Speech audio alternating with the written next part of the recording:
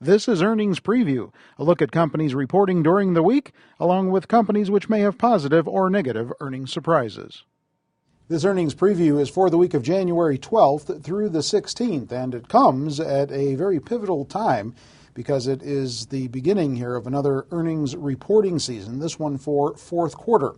Joining me now to let us know what we have in store for us as far as the data is concerned is Charles Roplet, our senior market analyst at Zacks.com. I'm beginning to hear funeral music playing in the background here.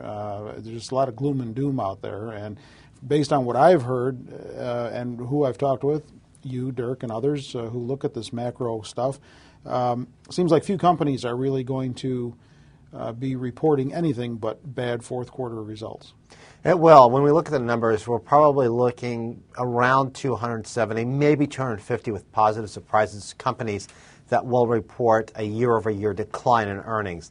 That's not to say that we won't have some positive numbers. Monsanto came out earlier this week with some just great numbers. I believe they reported on Tuesday, January the 6th, I want to say. So there's going to be companies out there that have some very strong growth, have some great numbers coming out there. But then again, we're going to have a lot of other companies that are struggling. And we've talked about this before. I think in this economy, it's really the companies that are less cyclical or companies that produce something that someone else needs that are going to do well.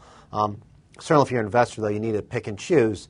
The one thing about this, though, is that everybody knows the fourth quarter is tough. We might be looking at a 4% drop in GDP, and so people are naturally expecting earnings to be bad. So that will help cushion the blow. But certainly, when we look at how the market's behaved over the past few weeks, we definitely have this Santa Claus / Obama rally going into inauguration. Yeah. And I just don't think it's sustainable, especially when you look at what companies are going to report in terms of earnings and realistically the guidance that they're likely to provide. Or in some cases, we'll see some companies that had previously provided guidance, they're just going to rescind it because of a lack of visibility. Well, a lot of the retailers are cutting their outlooks already going forward as far as sales are concerned, and that would translate to earnings as well. Absolutely. This past week we had Walmart with some bad news. Macy's came out with negative same-store sales. I believe I saw Neiman Marcus had a 21% drop. I guess you stopped shopping there this last quarter. And that's why. But yeah, you saw a lot of retailers, and consumers are scared. We saw unemployment numbers come out this morning, January 9th. We looked at a massive drop in non-farm payrolls, not as bad as the 700,000 number drop that ADP had predicted we could see, but still, we're really looking at over 1 million jobs lost, over a million jobs lost between November and December, and we're going to see unemployment continue to rise throughout the year. Consumers are scared, consumers are underemployed, and those that have jobs, even those who have jobs that are stable, they're watching their wallets more, they're trying to be more cautious, and in the current environment, you can't blame them. I, for one, am going to be very interested when Alcoa reports in the wake of news that they're cutting 13% of their global workforce. That had to be brewing, and that's going to have to be reflected somehow in this fourth quarter report, wouldn't you think? Yeah, well, they're going to take a pretty substantial charge. The numbers, I do not remember the exact numbers, but I saw it's over $1 per share. A lot of these will be treated as one-time expenses. About 80% of the costs will be non-cash costs. But Alcoa, even though it quote-unquote officially kicks off earnings season, it really is a bad proxy for how earnings season's going to play out, simply because even in good times they've missed earnings expectations. It's a company that has struggled in terms of matching forecast. Obviously, there's some company-specific issues involving Alcoa, in addition to, obviously, a drop in decline for commodities. But if you look at commodity prices across the board, you look what's going on, not just in Alcoa. We had actually some news out of Chevron this morning where they're cutting their guidance, too. Yes. You could really look at the other side of this and really see where commodity prices are going to rise, and probably rise pretty substantially, because we have all these companies cutting back production.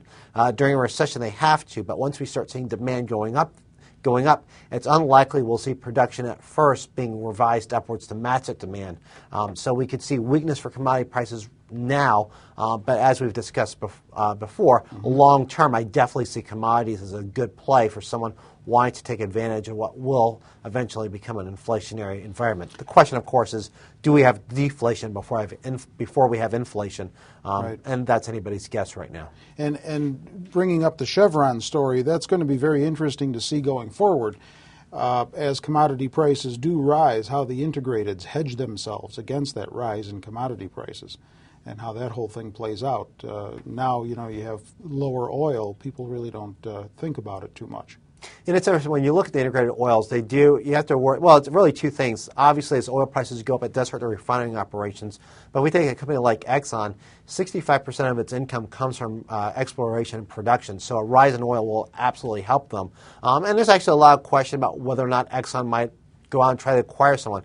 Has a lot of cash in their balance sheet, but you can look at Chevron, you can actually look at some of its competitors such as BP, and although they do get a lot of money from oil, from exploration production, they also have the refining operations. And it is curious that Chevron actually said they didn't really see margins rise up in their refining units, which you would expect simply because as oil prices dropped, what you and I pay for gasoline didn't drop as sharply as oil did. So you would have expected them to recoup some of that profit, but that does not appear to be the case. And on the economic docket for the week, we've got the Beige Book report coming out. I think personally they should rename that the Black Book report, at least for the time that we're in this crisis. We've got December PPI, December CPI. It's going to be interesting to see how the markets digest and absorb all of that economic news. Yeah, and I think the key data next week is going to be the December retail sales numbers. Obviously, everyone expects them to be down. It's a question of how big a drop the Commerce Department reports. And obviously the Beige Book, what is the Fed saying in terms of regional economies? Where are they seeing weakness? Where are they seeing strength? And that's one of the more interesting pieces of economic data because it is as close to real-time data as we get. Most of our economic data is always lagging. Since this is updated every 6 weeks, they do a survey of all the regional Fed banks and get their input as to what they're seeing. It kind of gives us a good glimpse as to what's happening in the economy right now. We don't have many of those surveys. We have a few, the ISM, the Philly Fed, and the Beige Book is a really good national survey covering so many sectors in the economy. You care to give us a target as far as fourth quarter earnings results after the dust all settles and it's all said and done? Or? Well, we're probably looking at, for the S&P 500, probably growth down about 4% for the index as a whole. When we look at it, obviously, once we factor in some upside surprises and also some negative surprises, it's going to be difficult to say for sure, but that's where we're looking at right now at the index level. All right. As I peruse the text version of Charles' latest earnings preview, I see that he has at least one stock in there, maybe a couple, I didn't look that close, that will surprise negatively. And I think you should go to Zacks.com and click on the earnings preview headline right next to his smiling picture and find out exactly what companies those may be. And you can get a full list of the companies that are set to report for this most current week in there as well. With Charles Rotblatt, I'm Terry Ruffalo.